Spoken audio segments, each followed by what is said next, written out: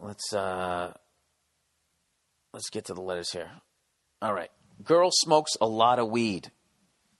Hey, Cincinnati Bowtie Billy. I don't even know what that means. I got to look that up. I've been with my girlfriend for 2 years and lived with her for about a year and a half. She has smoked weed since the day we met, which doesn't bother me because I used to smoke myself. What bothers me is how many times she smokes it in a given day. We will sometimes be hanging out watching TV, and she will, out of nowhere, get up to grab her bowl to take a hit. I've even caught her getting out of bed in the middle of the night to take a hit. I don't want to tell her she can't smoke. After all, I used to smoke myself. She just looks like a drug fiend. Always trying to get her fix. I don't get why she has to be high 24/7. I have a beer, 1 beer after work, maybe 1 to 2 days a week, and sometimes she will throw that in my face if I comment about her constant weed smoking, which isn't even close to the same thing. I've always said this about weed smokers. I've always said that about them. Like, the level that they get fucking high at work. Not all of them. I'm just saying, like, they'll fucking go out. They'd be like if I went out in the parking lot and shotgunned a beer and came in, like, with booze on my breath. And it is addictive. Not to everybody, but you can become addicted. It sounds like she is addicted to this shit. Like, she needs it to help her sleep. She needs it so she can fucking deal, man. Anyway, he goes, sometimes she'll throw that in my face if I comment about her constant weed smoking, which isn't even close to the same thing. She also complains that she is broke, yet has no problem spending $100 on a bag of weed. What kills me is she will sometimes ask me to help. Help her out with a bill or whatever, and I'm just like, what the fuck? How about you don't buy weed? Our relationship is great. This isn't a deal breaker or anything. It's just an annoyance. Should I just deal with it, or should I try to get her to chill out with weed? What would you do if the lovely Nia smoked weed all day? Thanks, go fuck yourself. I would address it. I would definitely address it, okay? Yeah, she has a problem with that shit. If you're waking up in the middle of the night and taking another hit, I mean, I always just equate it to drinking, because for some reason people can see alcoholism, but they can't see addiction with weed. If you were with somebody and in the middle of the night they got up and poured themselves a belt or two, a couple fingers of scotch and slammed it and then went back to sleep, or right in the middle of a movie they went over and just fucking shotgunned a beer. And because that's basically what they're doing. It's not like they go out and make a drink and they're sipping it. They're not that, they're getting high. They're not gradually getting drunk. It's like you do it, boom, you're high. And if she's doing it all the time and she's not making any money, and then she's asking you to help her out. I mean, what if you didn't have a job and you were drinking at the level that she was smoking, and you were spending $100 on beer every week? And sometimes, you would ask her for help. What would she do? She would be upset. Now, this is what I would do. I would bring it up with her. She's going to get mad. And this is the thing. You cannot get mad, too. If she yells and calls you names and everything, just do not get mad. Just sit there and know that she is, you're going to lose the fight.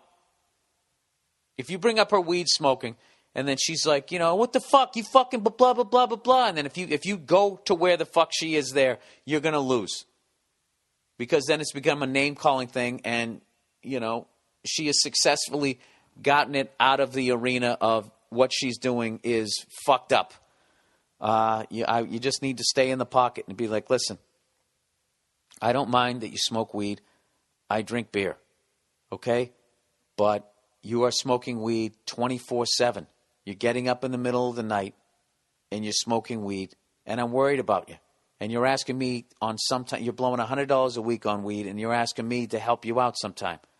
Okay? Now, in all fairness, if I was blowing $100 on beer every week and I was, waking up in the middle of the night, drinking a beer, and they're going to pull that shit, that isn't the same thing. Yes, it is. It is the same thing. You're altering your mental state with alcohol, but except you're using marijuana. All right? And, I care about you, and you're kind of going down, it's your job to keep your woman in line, and it's her job to keep you in line. And that isn't some sexist shit by when I say keep you in line, which just means when they see you going out of bounds, they see you going upriver a little bit, like Colonel Kurtz, shaving your head, going the horror. As you sit there in the corner, fucking shotgunning a beer, it's her job to be like, I think your drinking's getting a little out of control. That's what you do when you love somebody. So just know that she might not be ready to hear that shit, but, she has to hear it from you. You're just trying to help her out. And if she flips out and calls you a bunch of names, just say, listen, I've said what I had to say. I'm more than willing to discuss this with you later when you've calmed down, but I'm not going to get into a name-calling argument with you. And you leave it at that. And then they have no fucking choice. They have no choice other than to just fucking chill at that point, or they continue calling you names. But after that, they're gonna owe you an apology. All right? And if they don't apologize and they can't admit that they're wrong, that's a whole other fucking red flag. Because I couldn't be in a fucking relationship with somebody who if they fuck up, can't be like, all right, you know what? You were right on that one. You got to have that. If you don't have that, I don't know what the fuck you got. So good luck with that, sir. All right. Next one. What the fuck to do? Sir Burr. Love the show and listen weekly. Thanks for making my Mondays entertaining. Well, you're welcome. All right. I am 39 and separated with a child. And I started seeing a woman who was 43, divorced with her own child. Ba-da-ba-da-ba. Here's the story.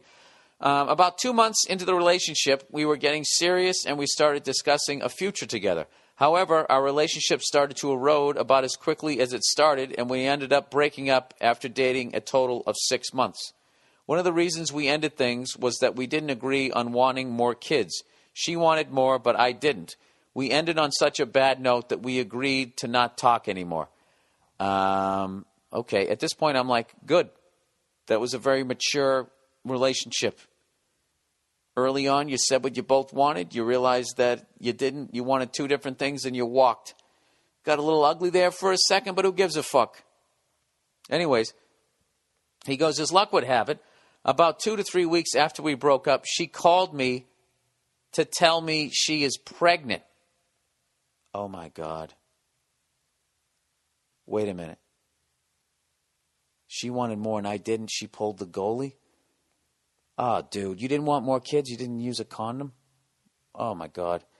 He goes, I did not know how it was possible. Okay, because we took precautions, but I guess I slipped one past the goalie.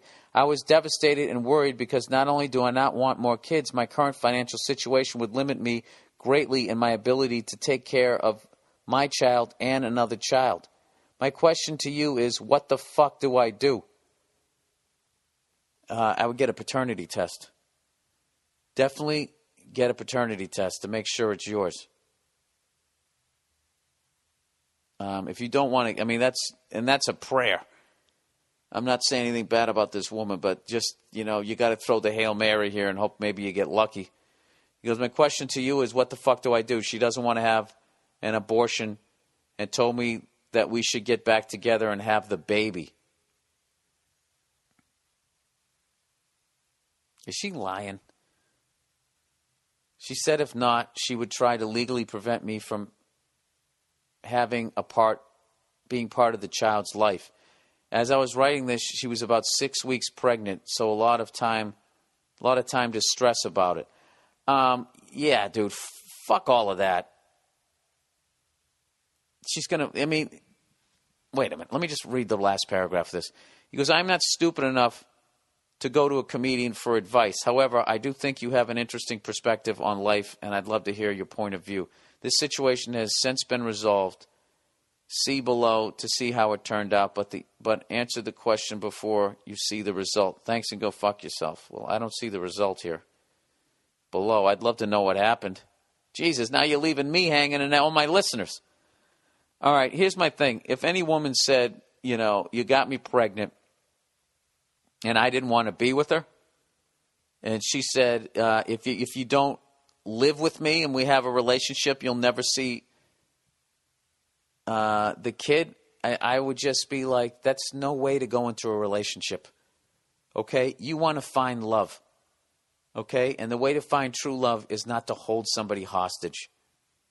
Okay? We made a mistake. Now we're going to be adults, and we are going to raise this child in an unconventional way because we do not love each other. So it's not going to be fair to the kid if we're both together. It also will not be fair to the kid if you prevent the kid from seeing his mother or his father. Okay? So we need to be adults and put this kid first and set aside our differences and be as mature about this as we possibly can. The next 18 years are critical in this kid's life, and we need to suck it up. All right? So let's get on the same damn page here. All right? I mean, somewhere along the lines, I would say that. But I would definitely get a fucking paternity test because you never know what somebody's doing. And, you kind of seem like dumbfounded that you actually got her pregnant. Who knows what happens? She seems like she wants more kids. She could be this desperate person that was, I don't know what. But stranger things have happened, so I would definitely get a paternity test. And if she gets mad, fuck her. Who gives a shit? If she gets mad and be like, listen, you shouldn't say this, but in your head you got to be thinking, this is somebody who's fucking crazy enough to basically threaten me into her life. If you're crazy enough to do that, you're crazy enough to say a kid that isn't mine is mine. Okay? She's not acting stable right now, so I don't know. And that is healthy paranoia. That is not,